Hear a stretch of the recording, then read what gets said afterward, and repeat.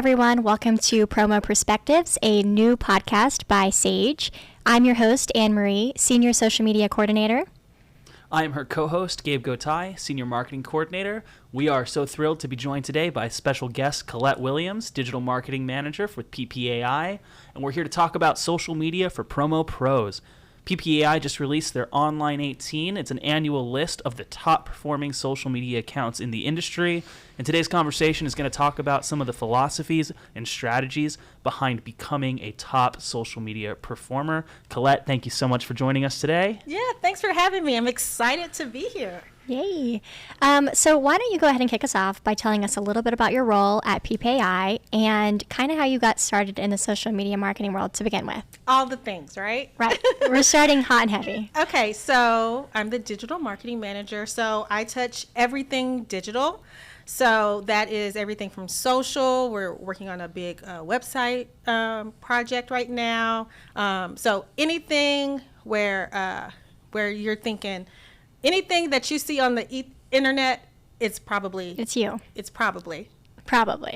Yeah, more than likely it's me. Perfect. Yeah.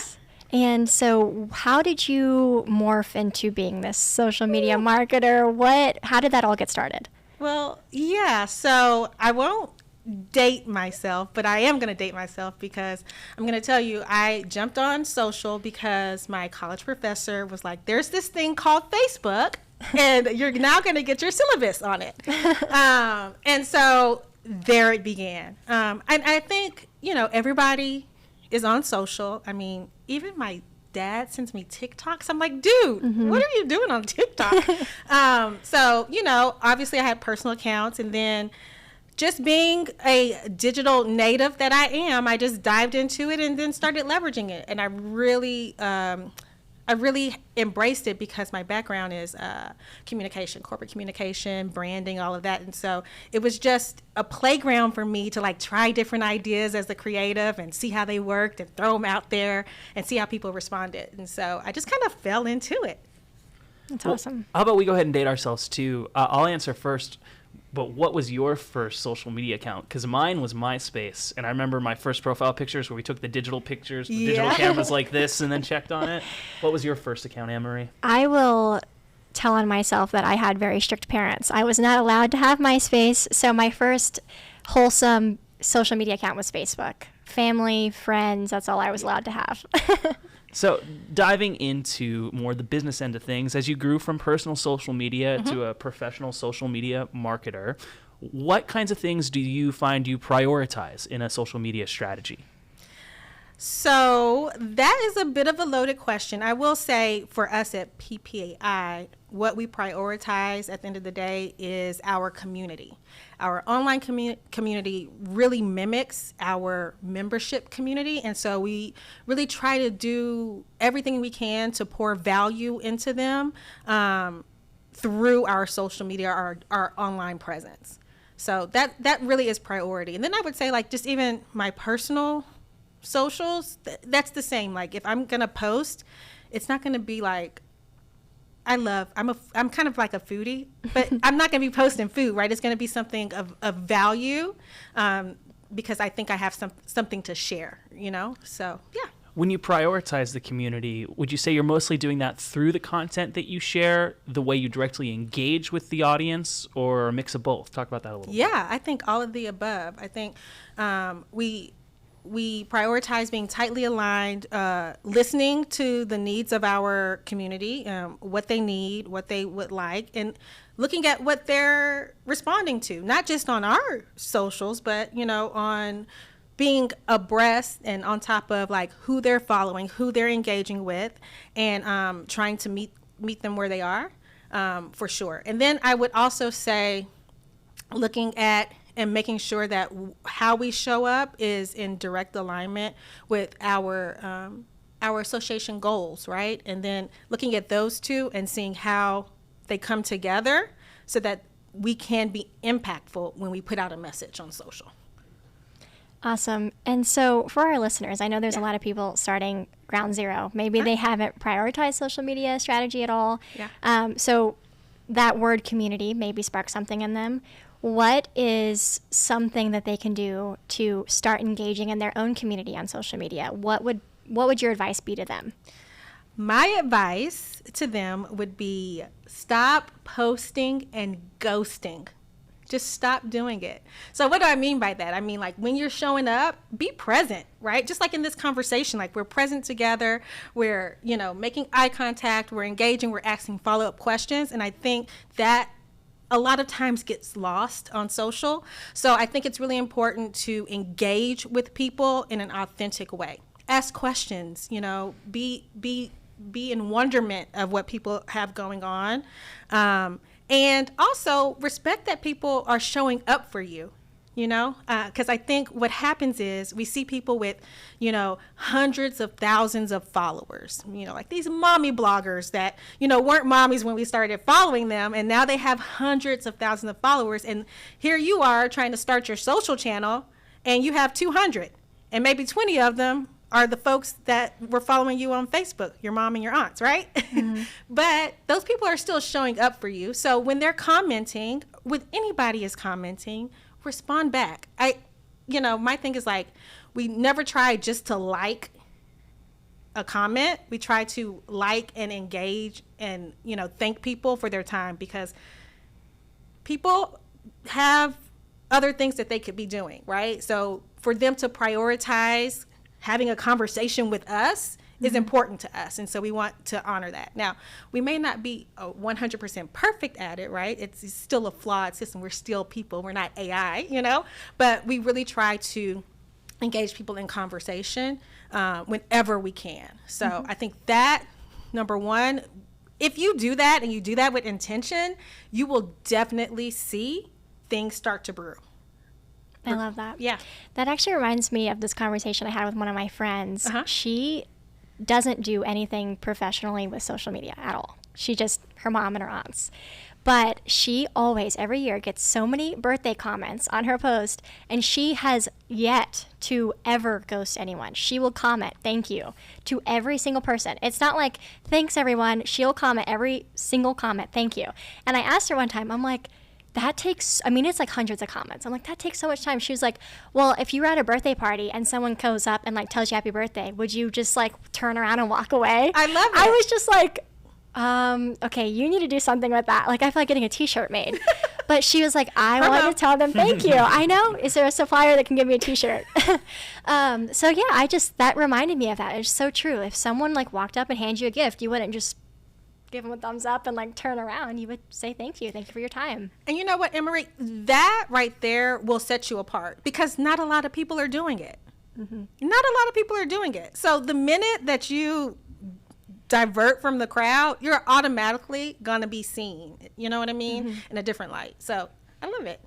I think it kind of ties into this idea that it can be easy to lose perspective when you are a business on social media versus, besides running a business's social media, most people's experience is running their own personal social media pages, and they're interacting as an individual with individuals. But I think people can forget when they become a business that even though they're now a business interacting, it's still individuals that they're reaching out to. Yes, 100%. I think that's really important to keep that into perspective, because, like you said, you will lose that really quickly, and then you will just be seen as, like, another big corporation, even if, it's a team of 3, right? So yeah, I think that's really important.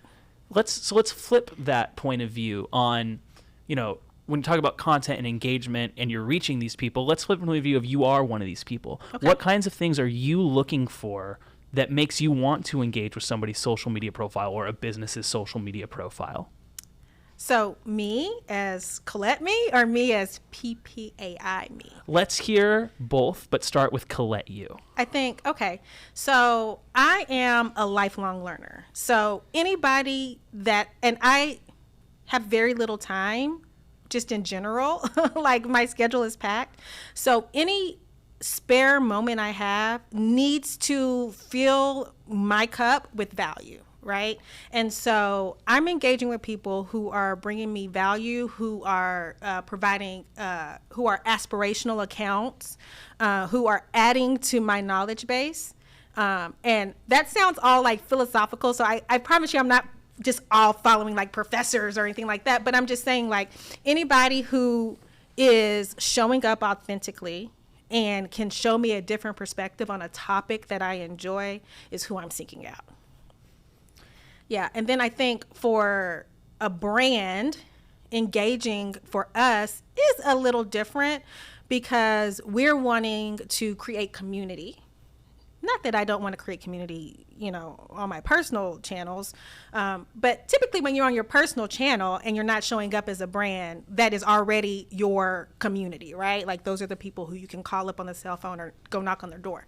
As a brand, I think it's more about cultivating our community. So it is engaging with our followers who happen to be our members, right? It's seeing what they have going on. It's elevating them in the best way we can without trying to seem like we are, picking favorites, but just celebrating what they're doing if it's in alignment with our goals and our missions as an association, right?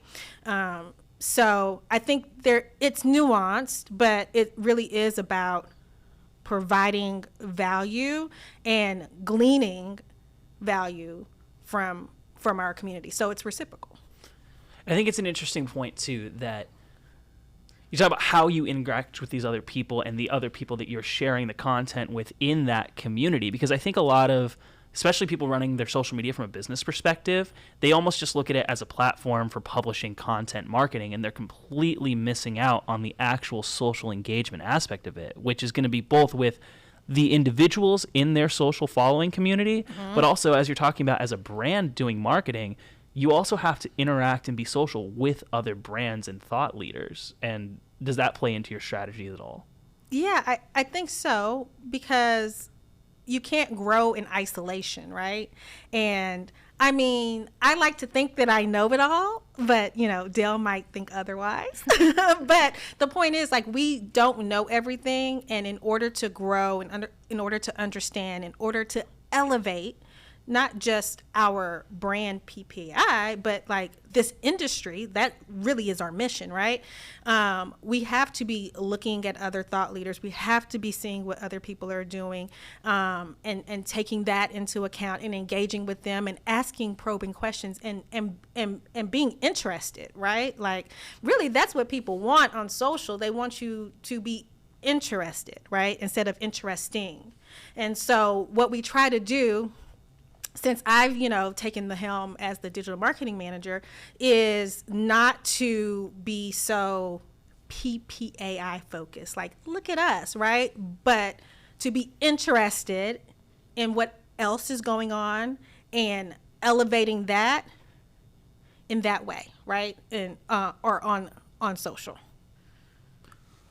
To take this is a little bit of a different direction, but we were talking about what makes good content, what kind of content are you looking for?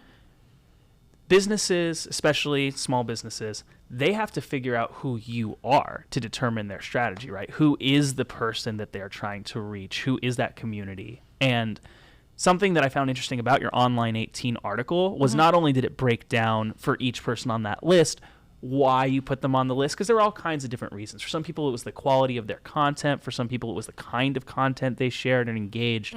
But something that stuck out to me is you listed their biggest platform, which was LinkedIn for some, Instagram for others. So I would be kind of interested to hear from both of you your perspectives on, once you've determined who your audience is and what that message is, how does that impact the platforms you use and how you prioritize them? That's a great question. So I think as any business, small, medium, large, it is important to understand who your ICA is, who your ideal client is, who your online community is, and understand them so intimately. So not just their demographics, but their psychographics. How do they think? What do they feel? Where do they go eat? Where do they get their gas from? What kind of car do they drive? Things like that, so that you can really understand their thought process, so that you can provide value to them, right? So with that said, I think once you identify that, then you show up where they show up, right?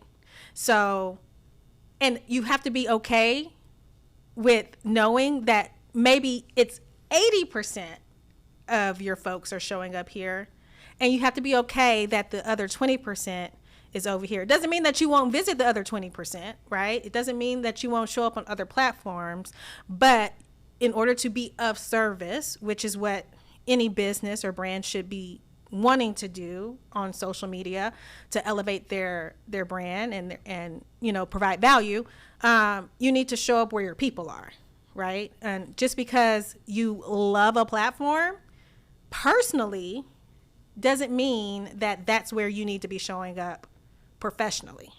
And I think a lot of people struggle because they're comfortable with one platform over the other, but their folks aren't where they are, right? What do you think? No, I definitely agree, because that's one thing that I don't struggle with, but I'm trying to be mindful of, because Instagram is my favorite platform. But LinkedIn is where our people are at. They love the copywriting of LinkedIn. They love the story sharing. They love to see what we're up to. And so, a lot of times if I want to share something about, what we're doing here at Sage, or an update, or what we have a community department that goes off and does like philanthropic work. So a lot of times I'll just go and post something on LinkedIn, and people love seeing that. So I think seeing people where they are, and it goes back to your posting and ghosting it, you can discover that by looking at your analytics. So like seeing what type of content performed well on this group versus another, or if Facebook has little breakout groups that you're a part of, you can go and drop in with some of those associations. So I definitely think checking those analytics, seeing what content performed better on each platform, and then maybe, keeping it diversified and cross-promoting, but at the same time, maybe putting a little bit more efforts towards, like, we have a LinkedIn newsletter that we prioritize, and it's done really well with. So I think just knowing your audience, reading the room. Yeah, that's important. Well, and you kind of touched on the importance of, in a strategy, you have to, have the consistency of not posting and ghosting, and then you need to measure and iterate. You need to take a look at, was that strategy successful? Did I hit the goals that I had? And you have to decide what those goals are. So could you each talk a little bit about some specific KPIs that you might be looking at in certain instances, or why you might use a certain mix, and how you kind of set, test, and adjust your strategies? Yeah, so I think we are constantly iterating, and we have different KPIs for different things. So our KPIs for maybe a certain video post is going to be a little different than the KPI for the overall marketing plan, or the runway for a certain event or something like that. So I would say it's kind of difficult, but one thing we do not do is we don't lean into what I like to call vanity metrics, right? So vanity metrics are, just the likes, or just the comments, because my thing is, if you are really digging in to your analytics, and you let me know if I'm on the right track here, but if you're really digging into your analytics, then you're not just looking at those, what I call vanity metrics, because the algorithms, and we're not slaves to the algorithm, but the algorithms perform differently. And just because someone didn't like your post, right? Just because somebody didn't like your post didn't mean that they didn't take the time to watch your post, right? And so when you watch someone's post, it tells the algorithm that piece of content is interesting. And, and then the algorithm is like, okay, well, this content is interesting to this account. This other account looks like that account. Let me push it out to more people, right? And so that in and of itself is really important to understand how people are engaging with your content, so that you can understand what metrics it is that you need to be looking at. Because if we're just looking at vanity metrics, then we're never going to be able to iterate and really create a strong social media strategy. Mm-hmm. Yeah, definitely. And I think she hit the nail on the head, because just because you have a general message saying, Sage offers X, Y, and Z, it's just general knowledge that you want your followers to walk away with. Doesn't mean that even if they didn't like it doesn't mean they didn't see that message or they didn't retain it. So whatever it is that your goal is, if you think about before you post, what do I want this follower to walk away with knowing? And then kind of backtracking that way, and then that will tell you like the type of content you want to produce. Or, for like this webinar we're promoting it, I'm going to make sure that they have a link to click through, and maybe that's our KPI, like how many click-through links did we get. So I think just the content, the message, the platform, the analytics, there's so many things that go into it. So can I say something else that I just thought about? Please. When you said the links. So I also think that a lot of us, especially when we're small businesses or we're small personal brands, we just want to get it done, right? Because we have 1,000 other things going on, right? We're the CEO of our company, we're the janitor, we're the financier, and we're the digital marketing, the social media person. And I think we can get lazy and forget those little things that are going to make your community feel good. So what I mean by that, we have a webinar. There's a link to the webinar. You put the link in an Instagram post that's not clickable, and they can't find it. They don't know where to go. You can't even copy and paste it. It creates frustration, right? And then it reflects poorly, even if it's subconscious, on the brand. So I think also taking the time to show up, if you're going to show up, and do it full out, right?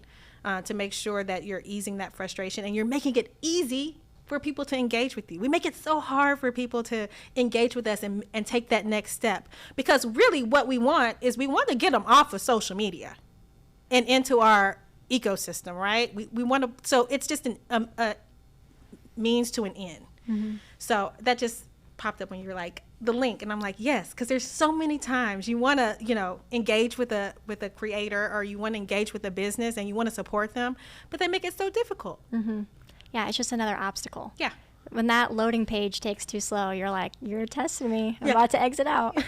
Well, I think too that the whole idea of getting them out of the social media ecosystem into your ecosystem being the end goal, can sometimes, I think, in some organizations, it might create a little bit of friction between the people who have a lot more experience understanding how social media really works and the top-down strategy people who just want to see those conversions getting there and don't necessarily understand that it can be a long process to get to that end. Oh, it's definitely the long game. If you do social right, it's the long game. But it's the best ROI, right? So I do think, and I think that's why, people in this space are traditionally undervalued, because people don't really grasp the understanding of how social media works and how it plays into the overall sales process, right? And so if you're doing social media right, people are not forever engaging with you on your channel, right? They are going over to your webinar, right? And then you're sending follow-up emails and you're telling them about things that are coming out, and there's an email sequence with it. Or they're going over to your website and they're clicking over there and engaging over there. So I do think that the misstep is that a lot of small accounts rely so heavily on social media, thinking that they're going to instantly get a return. And that typically is not the case, especially when you're talking about, high volume or high level sales. Like typically it's not happening on social media. You're nurturing people on social media and encouraging them to move off of social media. Just how many weeks has it been since Instagram went down and people were panicking? It happens, and so if your total marketing plan is relying upon social media, you've already lost, right? Because we don't own any of that data or those followers. How are we going to be able to connect with them to move them down our funnel? Kind of ties into the importance of if social media is your whole marketing strategy, like you said, that's not setting you up for success. So you have to consider the portion of your strategy that is social media. What are you doing with that? And I read a study, I'd be interested to hear kind of your thoughts on this, about the balance behind brand versus demand marketing on social media in particular. This study was about B2B businesses in particular, which of course most of our viewers are going to be. Yeah. And the stat that really stood out to me was that 95% of people who are viewing your content at any given moment on social media are out of market buyers, which is to say that at the moment they're seeing it, they are not actively looking to purchase your product or use your service. So demand-driven marketing, things like these are my products and services, this is what they cost, here's a sale, hop on this, that's not going to appeal to them in that moment. So you need to use some of your time to build brand authority with those people as they are visiting it. And so can you talk a bit about the importance of using a mix of the two and the differences between those kinds of marketing, brand and demand? Yeah, I think interesting study, and I think it's spot on. Nobody wants to be spoken at all the time, right? We want to be spoken to. Nobody wants to be sold to all the time. You know, like I'm sure that you could think of 3 or 4 accounts you've unfollowed because it's just constant selling, right? Even like in the blogging space now, everybody drop a link, you know, if they don't do it strategically, it gets frustrating because your whole feed is, here's the link, I dropped the link. So with that said, I do think that, we can't constantly just be on social and not move them past. You have to ask for the sale at some point in time, right? So that number one is important. But I do think, and I'm a big believer in education-based marketing. However you show up, right? So if you're funny, you can still educate. It doesn't matter, and it doesn't have to be boring, but people have to know, like, and trust you or the brand, or you won't be able to move them anywhere. Matter of fact, you may get them to move in reverse and unfollow you, right? So I think it's important for you to establish yourself in that way as a thought leader in your industry or, you know, whatever it is you're doing in your niche, by educating people on the value is that you have, you know, why is it important for them to integrate whatever it is you're offering into their space, their life, or whatever, their businesses. And I think you should be doing that majority of the time and selling in between, right? And so it's like, what's the Gary V punch, jab, or punch?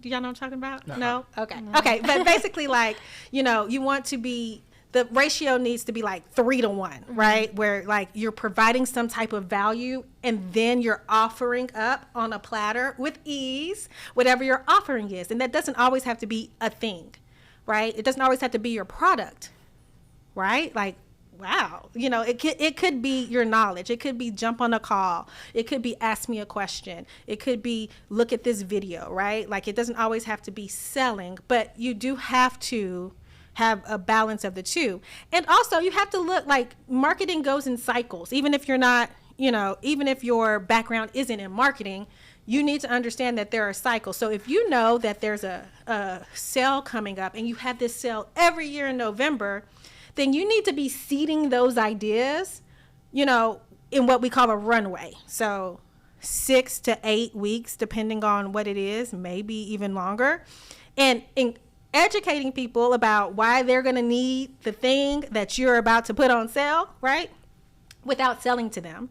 And then when it comes to the sale, that's when you show up and you ask people to swipe their Amex card, right? But you're not constantly hitting them over the head every time, because then what's the value that you have to offer?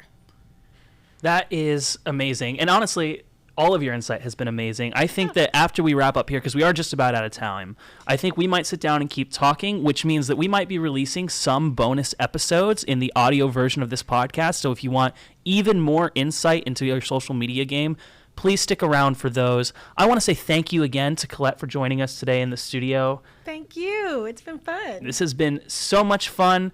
Thank you all for attending. Again, look out for the podcast version of this everywhere you get your podcasts. And if you're listening to the audio version now, make sure you go to sageworld.com/resources to register for the next live webinar, where we're going to be diving into using AI tools to grow your business.